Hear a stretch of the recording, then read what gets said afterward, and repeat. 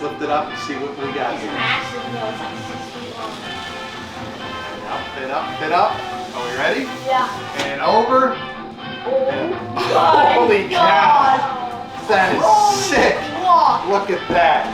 Oh my god. The detail on this thing is just absolutely crazy. Oh my god, that is beautiful. Look at that wooden deck. That's just the bow. That's the controller. Come here, come forwards. That is amazing. Oh, you see All right. that? Oh my. Let's get it up out of the box Yeah. and onto the table so we can take a closer look. Now remember, we got to be careful because there's a lot of fine detail on this and small parts, and we don't want to break anything. Like that string. The rigging. She's just like, Okay. she's just like, I'm. Good afternoon, everybody. Sitting here before me is this massive, magnificent 1/150th scale model of the USS Missouri, BB-63, brought to you by Bancroft, imported by our awesome friends at motionrc.com. We're going to get into an unboxing, which was actually pretty simple for this model. It's so big it comes fully assembled with the exception of the secondaries. If there's any tricks or pitfalls, things you got to look out for when you unbox it, we'll talk a little bit about the history of the Iowa class, which is the type of ship this is, and we'll go into some specifications about this battleship and what made it unique. Stay tuned, like and subscribe. Thanks.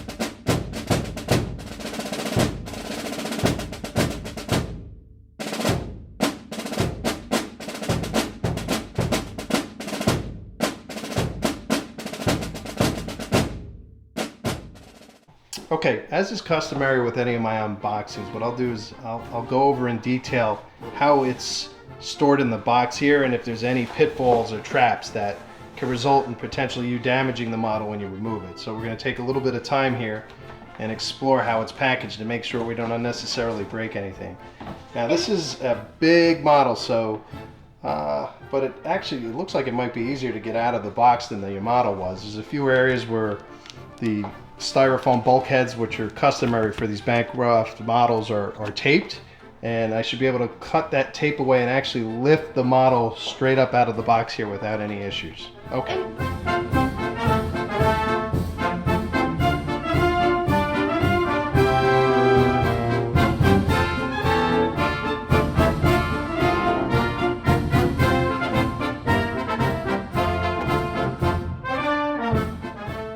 Okay, so the model can easily be lifted straight out of the box. There's only one thing I'm going to change with my shipping that'll allow me to do that, because I will reuse this box, especially when I take it down to the lake to run it around. This part of the box here, it has this wooden structure in here. It's just a piece of plywood that was protecting the deck and the aircraft from the transmitter that was sitting above. So what I'm going to do is, now since it's not shipping, I'm gonna cut around the base of this so that I can remove this, get it out of the way, and I can lift the model straight out of the box. Okay, so all I did here is I actually made a small incision at the front so I could slide that piece of plywood out. And I have it ready to go to get lifted straight out and put on my table. All right, take two. I think the bulbous bow on the boat is getting stuck in the foam. So what I'm gonna do is lift up and then pull the nose to see if I can get it to come out. And there it is. That was a little scary. And I'm just gonna set it right down, right here on the foam. That thing is incredible. Look at that, people. This thing is huge and very, very, very detailed. All right. It is amazing. It is.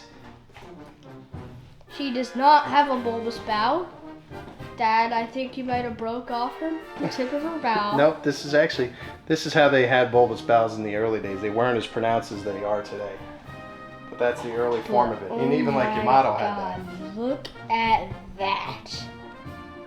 Okay, here she is out of the box. We found the wood stand. It's actually underneath the styrofoam for the front here. And as you can see, this is what's left in the box. You got protection here for the shafts and propellers and the rudders at the back. So when you remove the model and you set it on something, just be careful not to go ahead and crush your propeller shafts, your propellers, or your rudders. But here it is. All right, folks, the unboxing continues. So don't forget, and the box will tell you too, they actually have the secondaries in this small styrofoam box. So I've opened those up and there they are. I haven't mounted them yet. I've also taken the time to open her up so we can have a look inside and see how they've arranged the 4 motors, the rudder servo. Now there was a concern I saw on a couple of the forums that the older Graupner Missouri, they had a rudder access that was here on the aft deck. I like what they've done here. They've simply used the linkage, and the rudder servo is accessible easily at the back, at the aft portion of where the superstructure lifts off. So it's right there, as well as the 4 motors. Nice and clean, plenty of room for ballast. And over on this side of the ship, you have your electronic speed controller. You have your receiver and the antenna for it. And the superstructure comes off easily with 4 screws. You can see right here. I'll zoom in tight for you. They back out with an Allen key thread. 1, 2, 3, 4, and the whole superstructure pops up as one unit. Nice and neat. So quite easy. I also figured out that I set up the stand wrong here. It has a narrower forward piece compared to the aft piece because, just like on the real Missouri, this is a scale model, the hull gets thinner up at the front, so I'm going to rearrange my stand so it looks right.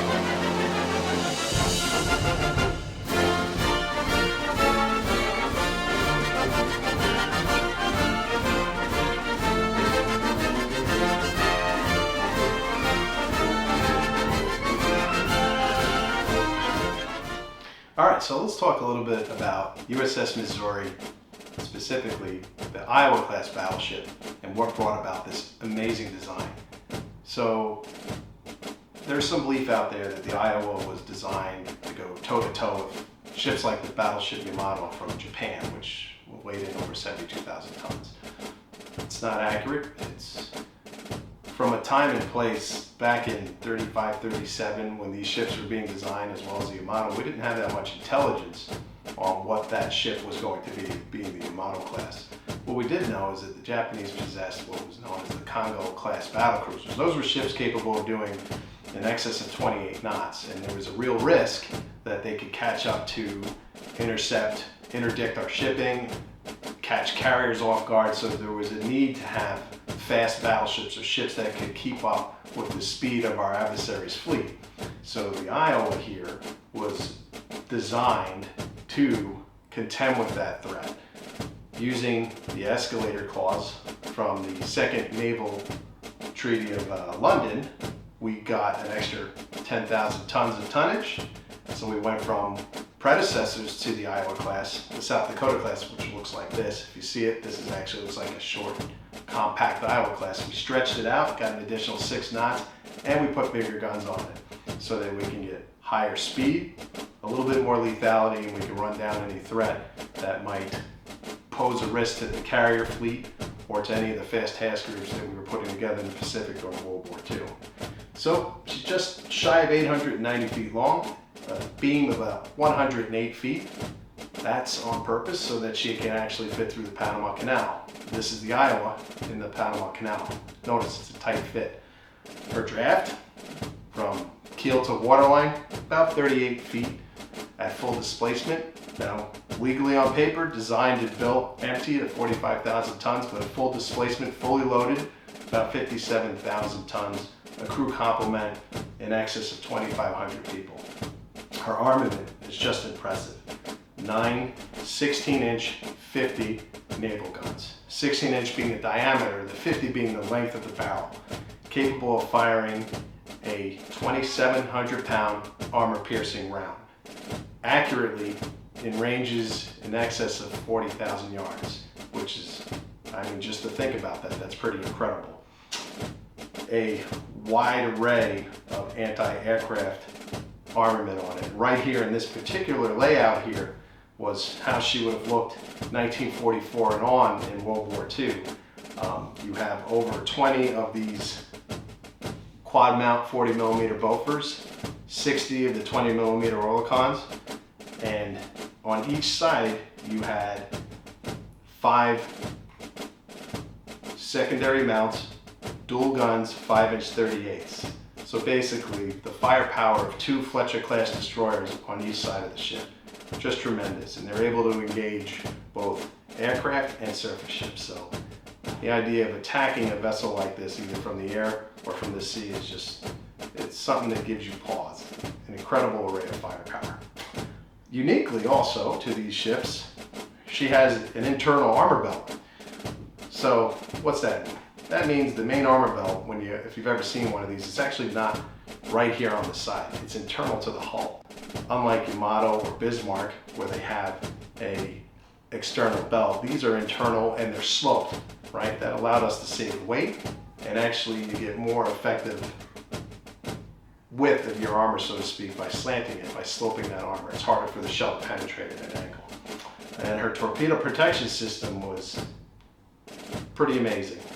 It consisted of several layers of void or fuel or oil, and it was designed to withstand an impact from a warhead of a torpedo of about 700 pounds. So pretty incredible design, capable of 35 knots, which is just about 40 miles per hour. So thinking about seeing something this massive, 57,000 tons, just pushing water side at 40 miles per hour must have been an incredible sight.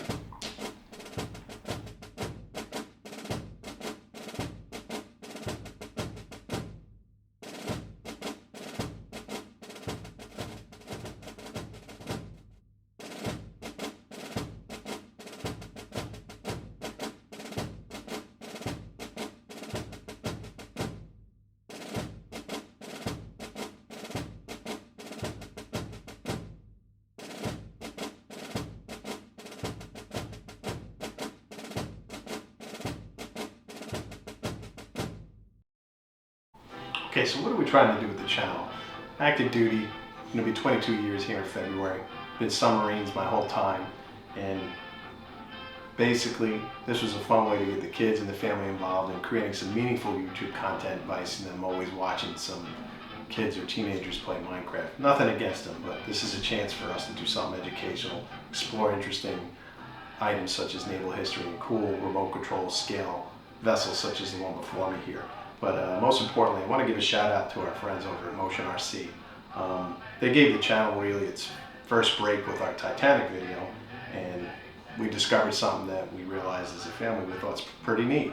Let's make meaningful, fun YouTube content as time allots. But most importantly, Motion RC has been providing folks like us access to beautiful scale aircraft, now ships, for years. From P-51s, P-38s, ME-262s, the Titanic, Yamato, and now this incredible ship that's before me here, the Bancroft 1/150th scale, Missouri. So tip of the hat to the team over there. Keep up the outstanding work, and I hope in the future there's more 1/150th scale vessels like this. You're going to need a truck. You're going to need a truck to take this down to the pond, but it's worth it. I'm not suggesting you go out and buy a truck, but it helps.